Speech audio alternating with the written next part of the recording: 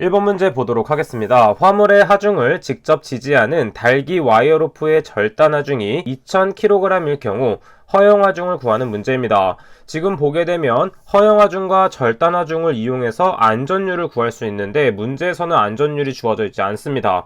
하지만 달기 와이어로프의 안전율은 정해져 있기 때문에 달기 와이어로프가 나왔을 경우 안전율은 5로 계산한다라는 것을 따로 암기해 주시면 되겠습니다.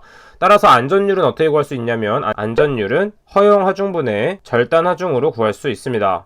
하지만 문제에서는 허용 하중을 구하는 것이기 때문에 안전율과 허용 하중의 위치를 바꿔주면 되는 것이겠죠. 따라서 허용 하중에 대한 식으로 바꿔주도록 하면 허용 하중은 안전율이 분모로 들어가기 때문에 안전율분의 절단 하중이 됩니다. 따라서 절단 하중은 2000으로 주어져 있기 때문에 2000을 대입하고 달기 와이어로프의 안전율은 5이기 때문에 5를 대입하게 되면 허용 하중은 400kg이 나온다는 것을 알 수가 있습니다. 다음 문제 보도록 할게요. 2번 문제 보도록 하겠습니다. 정전기 발생 방전 대책이라고 했는데 이것을 방지 대책으로 수정해 주도록 합니다. 방지 대책 5가지를 쓰는 문제입니다. 이때는 총 5가지가 무엇이 있냐면 첫 번째는 접지, 그 다음에 두 번째는 가습, 그 다음에 세 번째는 제전기 사용이 있고, 그 다음에 네 번째는 대전 방지제 사용, 마지막으로는 도전성 재료를 사용합니다. 다음 문제 보도록 할게요. 4번 문제 보도록 하겠습니다. 양립성의 종류 3가지를 쓰라고 했는데 양립성 종류 대표적인 3가지가 무엇이 있는지 생각해 보도록 할게요. 첫 번째는 개념적 양립성이라는 것이 있습니다. 우리가 당연히 알고 있는 것, 예를 들어서 온수 버튼은 빨간색, 그 다음에 냉수 버튼은 파란색 이렇게 적용되는 것이 개념적 양립성에 해당됩니다. 자, 그 다음에 두 번째는 공간적 양립성이 있습니다. 공간적 양립성이란 무엇이냐면 말 그대로 공간적인 부분이기 때문에 스위치의 위치를 보시면 되는데 왼쪽 스위치를 누를 경우 왼쪽이 작동하고 오른쪽에 있는 스위치를 누를 경우에는 오른쪽이 작동한다 라고 생각을 해주는 게 바로 공간적 양립성에 해당이 됩니다. 그 다음에 세 번째로는 운동 양립성이 있습니다. 운동 양립성은 말 그대로 운동에 따라서 바뀌는 것, 즉 우리가 자동차 운전을 할 때 핸들을 잡고 좌로 돌릴 경우에 이 자동차는 왼쪽으로 움직이게 되고 우로 틀었을 경우에는 오른쪽으로 움직이게 된다는 것을 알 수가 있는 것이 바로 운동 양립성이다 라고 정리를 해주시면 되겠습니다. 여기에 추가적으로 하나 더 하면 양식 양립성이라는 것도 한번 적어서 정리해 주시면 되겠습니다. 이 3가지에 대한 것, 즉 개념적, 공간적, 운동에 대한 양립성은 사례를 드는 경우도 많기 때문에 제가 설명드린 내용을 따로 정리해 주도록 합니다. 다음 문제 보도록 할게요. 7번 문제 보도록 할게요. 도수율이 12인 A 사업장에 지난 한 해 동안에 12건의 재해로 인하여 15명의 재해자가 발생하였고 총 휴업일수는 146일이었다. A 사업장의 강도율을 구하는 문제입니다. 자, 먼저 우리는 도수율을 이용해서 연근로 총 시간수를 구해줘야 됩니다. 도수율의 공식은 일반적으로 연근로 시간수분의 재해건수 곱하기 10의 6제곱이지만 우리가 구하고 싶은 것은 연근로 총 시간수이기 때문에 공식을 한번 바꿔보도록 하겠습니다. 자, 그러면 연근로 총 시간수와 도수율의 위치가 바뀌었기 때문에 도수율이 분모에 들어가고 그 다음에 재해건수가 분자에 들어가겠죠. 그 다음에 도수율은 항상 10의 6제곱을 해줘야 됩니다.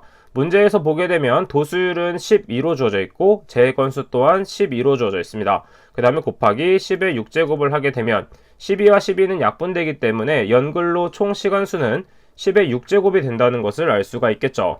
자, 그 다음에 우리는 구하고 싶은 것이 강도율이기 때문에 강도율에 대한 공식을 한번 적어보도록 하겠습니다. 강도율은 도수율과 마찬가지로 분모에는 연근로 총 시간수, 그 다음에 분자에는 무엇이 들어가냐면 근로 손실 일수가 들어갑니다.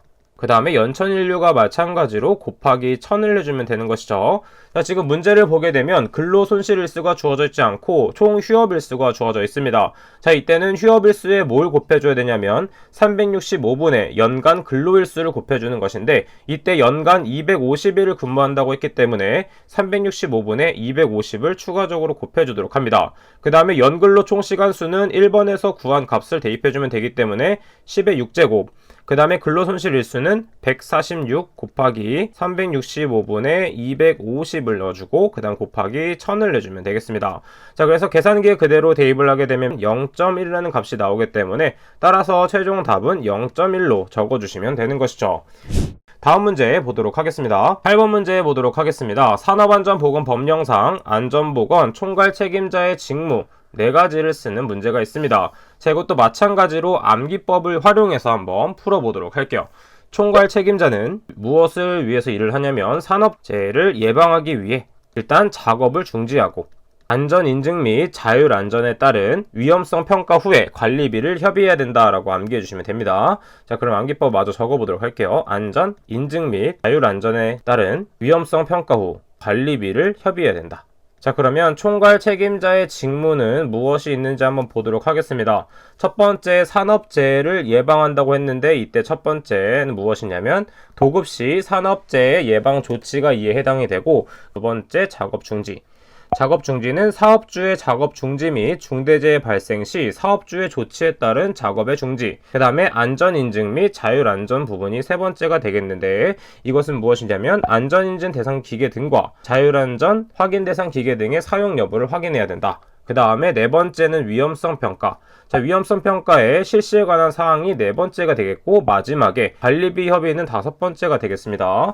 그래서 산업안전보건관리비의 관계수급인 간의 사용에 관한 협의 조정 및 그 집행의 감독이 다섯 번째에 해당된다라고 정리를 해주시면 되겠습니다. 자, 그럼 다음 문제 보도록 할게요. 10번 문제 보도록 하겠습니다. 보일링 현상 방지 대책 세 가지를 쓰시오. 단, 작업 중지, 굴착도, 원상 매립은 제외하게 됩니다. 보일링 현상의 방지 대책은 무엇이냐면 첫 번째, 먼저 지하수 수위를 낮춰줍니다. 왜냐하면 보일링 현상이 발생하는 원인 중에 지하수의 수위차 때문에 발생하기 때문이죠. 자, 그 다음에 두 번째는 무엇이 있냐면 흙막이 벽을 깊게 설치해서 지하수의 흐름을 막아줘야 됩니다. 설치하여 지하수의 흐름을 막는다. 자, 그 다음에 세 번째는 무엇이냐면 지하수이기 때문에 탈수 공법을 실시. 그 다음에 네 번째는 무엇이냐면 차수성이 높은 흙막이를 설치해줍니다. 자, 이렇게 네 가지가 있다라는 걸 암기해 주시면 되고, 보일링 현상의 포인트는 지하수의 차 때문에 발생하는 것이기 때문에 지하수와 관련된 것을 막아준다라고 생각하고 적어주시면 되겠습니다. 다음 문제 보도록 할게요. 12번 문제 보도록 하겠습니다. 광원으로부터 2m 떨어진 거리에서 조도가 150 럭스라고 한다. 이때 3m 떨어진 거리에서의 조도 럭스를 계산하시오 되어 있습니다. 자, 조도 구하는 공식을 알고 있다면 충분히 풀 수 있기 때문에 먼저 조도를 구하는 공식을 한번 적어보도록 하겠습니다. 조도는 어떻게 구할 수 있냐면 거리의 제곱분의 광도라고 볼 수가 있겠죠. 자, 그럼 먼저 2m 떨어진 거리에서의 조도가 나와 있기 때문에 우리는 이것을 활용해서 광도 값을 찾아낼 수가 있습니다. 따라서 첫 번째, 조도는 150이 되겠고, 그 다음에 거리는 2m 떨어졌기 때문에 2의 제곱이 광도다. 따라서 광도는 150 곱하기 2의 제곱, 즉 150 곱하기 4가 되기 때문에 이때 광도 값은 600이라는 값이 나오게 됩니다. 따라서 우리는 광도 값을 알고 있기 때문에 3m 떨어진 거리에서의 조도를 바로 구할 수 있겠죠. 따라서 3m 떨어졌기 때문에 3의 제곱, 그 다음에 광도는 600이 된다는 것을 알 수가 있습니다. 따라서 계산기에 그대로 대입을 하게 되면 66.6667이라는 값이 나오게 되고, 따라서 최종적인 답은 소수점 둘째 자리까지 표현하면 되기 때문에 66.67 럭스가 된다는 것을 알 수가 있습니다. 자, 이것은 공식을 알고 있다면 충분히 풀 수 있는 문제였기 때문에 한번 체크를 해봤던 문제였습니다. 자, 그럼 다음 문제 보도록 할게요. 사업주는 잠함 또는 우물통의 내부에서, 자, 이게 포인트가 되겠죠. 잠함 또는 우물통의 내부, 근로자가 굴착 작업을 하는 경우에 잠함 또는 우물통의 급격한 침하에 의한 위험을 방지하기 위하여 준수해야 될 사항 두 가지를 쓰는 문제입니다. 자, 이것도 단순 암기이기 때문에 두 가지만 체크하고 넘어가도록 할게요. 첫 번째는 무엇이냐면 침하 관계도에 따라 굴착 방법 및 제하량 등을 정할 것. 자, 두 번째는 무엇이냐면 바닥으로부터 천장 또는 복가지의 높이는 1.8m 이상으로 할 것. 이렇게 두 가지가 있기 때문에 이 두 가지는 반드시 잠함 또는 우물통이 나왔을 경우 적는 답이다 라고 암기를 해주시면 되겠습니다. 자, 그럼 이번 시간은 여기까지 풀어보도록 하겠습니다. 저는 그럼 다음 시간에 뵙도록 할게요. 감사합니다.